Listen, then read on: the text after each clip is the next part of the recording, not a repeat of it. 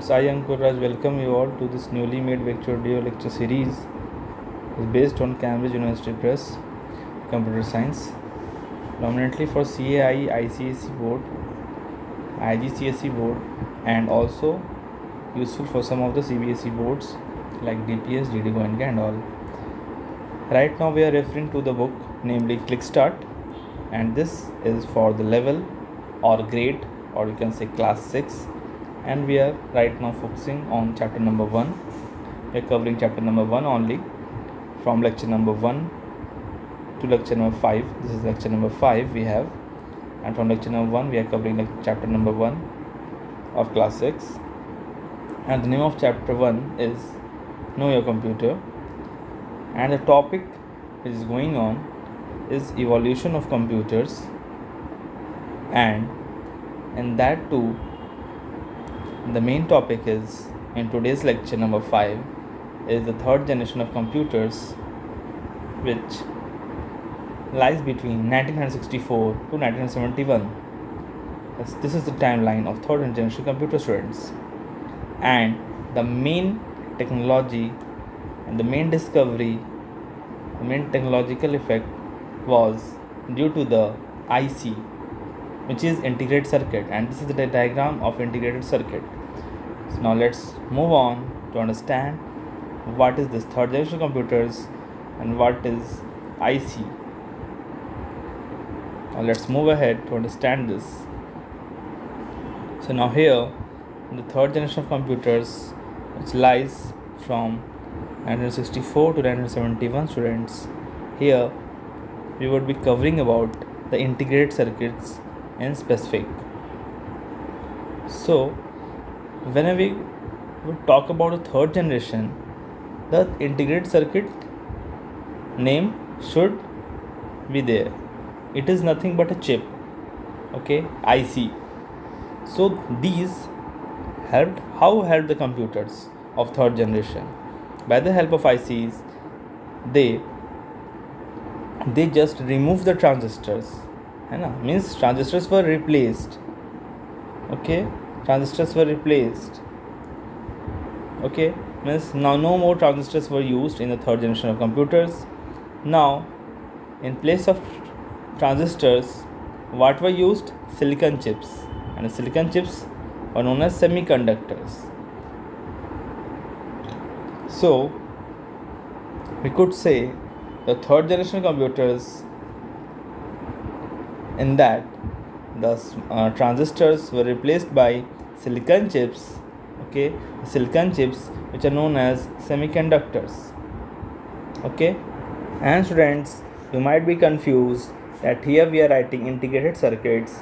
So in the third generation of computers, the transistors might have replaced by the integrated circuits, but here it is written that transistors are replaced by the silicon chips called semiconductors. See, all in one, in the third generation computers, the transistors were replaced by ICs only, by integrated circuits only, okay. But these ICs, these integrated circuits are, okay, these integrated circuits, okay, if you talk about ICs were now being used, and these ICs were made up of what? Silicon chips,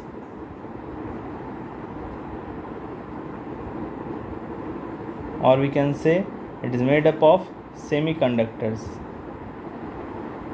and the materials which was used were semiconductors. So if you would want to define ICs, an IC is an integrated circuit or is an semiconductor silicon chip, on which everything it was mounted on it, okay.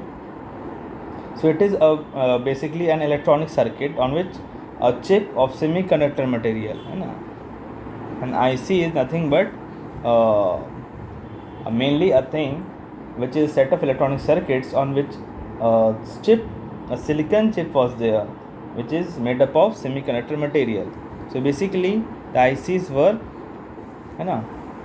having silicon chips which was made up of semiconductor material. That's why it is saying that the small transistors were were, you can say, like transformed, as they were placed on the silicon chips, and thus they are called semiconductors, and so is the ICs. And so what happened, the speed was increased and the efficiency of computers were also increased. And again here, if you will talk about the language, now no more low level languages were used, now high level languages were used. And what are high level languages? That uses English alphabets and mathematical symbols, okay, combined form. So in third generation languages, we were using high level languages, which were a combination of English alphabets and mathematical symbols, okay, and it was very easy to use and understand. And also it was not machine dependent. Means what is the meaning of machine not dependent? Means machine that it was not machine dependent, it means not dependent upon the OS, means operating system, not dependent upon the operating system. And also the programs written in the high level language are known as source programs. All the programs written in high level languages are known as source programs, okay. Now some of the examples of high level languages are Fortran, COBOL, BASIC, C, C++, Java. These languages are the examples of high level languages. And what are high level languages? They are the combination of English alphabets and mathematical symbols, and that were very easy to understand and use. And they were not machine dependent. They were not machine dependent. It means they were not dependent upon the OS, not dependent upon the operating system, okay, like whether it is Windows or something else. And the programs written in high level languages are called source programs, okay. And the examples are here, like Fortran, BASIC, C, C++, Java, okay students. So if I would recap once more, then the third generation computers were transformed the transistors as these transistors which were used earlier in the second generation of computers.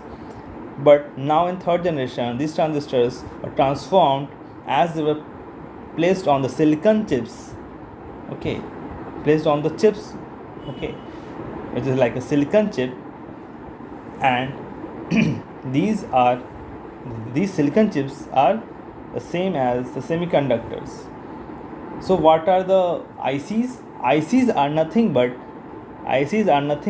the silicon chip or the chip which are made up of semiconductor material, and thus the transistors were placed on it.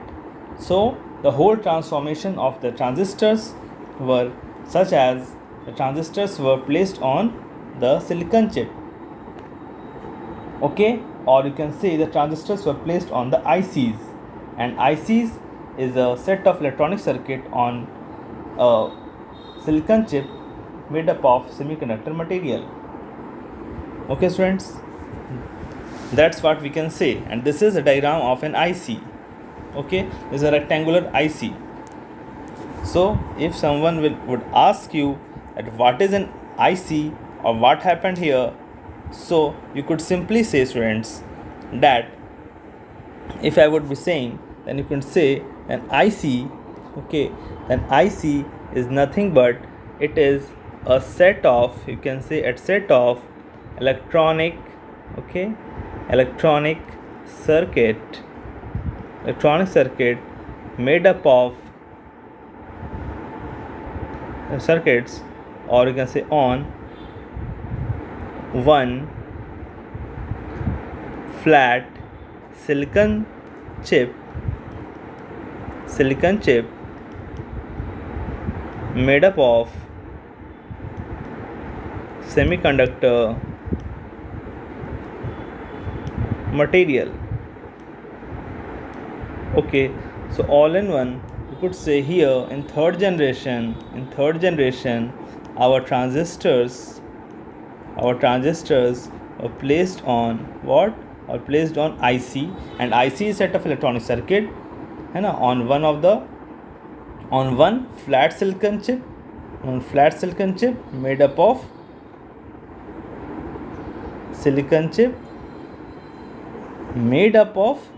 semiconductor material. Okay, that's it.